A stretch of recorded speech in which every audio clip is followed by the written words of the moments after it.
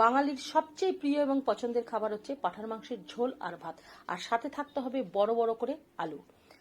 আমি যে পদ্ধতিতে আলু তৈরি করেছি সেই আলু হবে একেবারে নরম তুলতুলে আর একেবারে জুসি আলু। খেতে কিন্তু অসাধারণ লাগবে। আমি এখানে বড় করে আলু কেটে নিয়েছি, অর্ধেক করে কাটিনি।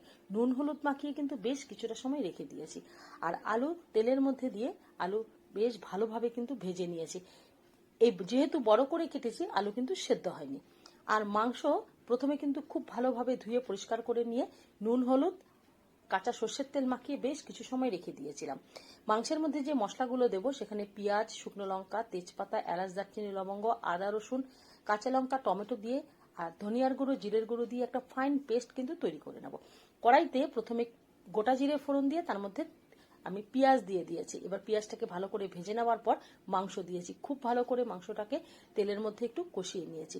এরপরে যে মশলাটা আমি তৈরি করেছি সেই মশলাটাকে খুব ভালোভাবে একটা পেস্ট তৈরি করে নেওয়ার পর আমি কড়াইতে মাংসের মধ্যে দিয়ে দিয়েছি।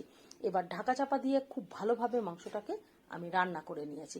এতে করে মাংসের দেখুন খুব সুন্দরভাবে কিন্তু কষানো হয়ে গেছে আর তেলও বেরিয়ে এসছে। এই অবস্থাতেই আমি ভেজে নেওয়া আলুগুলোকে মাংসের মধ্যে দিয়ে দেবো। এতে মাংস কষানো হবে আর সাথে আলুর সাথে মশলার সাথে কষানো হবে। এতে করে মাংসের যে আলুটা থাকবে না, খেতে অসাধারণ লাগবে। এইভাবে গ্যাস কমিয়ে ঢাকা চাপা দিয়ে আলুর সাথে মাংস খুব ভালোভাবে কষিয়ে নেব। খুব ভালোভাবে কষানোর পরে মাংস কিন্তু খুব সুন্দর কষানো হয়ে গেছে, তেল ছেড়ে দিয়েছে আর আলু খুব ভালোভাবে নরম হয়ে গেছে। এভাবে আলুটাকে আমি তুলে রেখে দিলাম একটা বাটিতে। তারপর পরিমাণ মতন করে জল দিয়ে মাংসের মধ্যে জল দিয়ে দিলাম। নুন ঝালের পরিমাণটা দেখে নিয়ে আবারও কিন্তু আমি আলু দিয়ে দিলাম। গ্যাস কমিয়ে মাংস আর আলু ফুটতে দিয়েছি।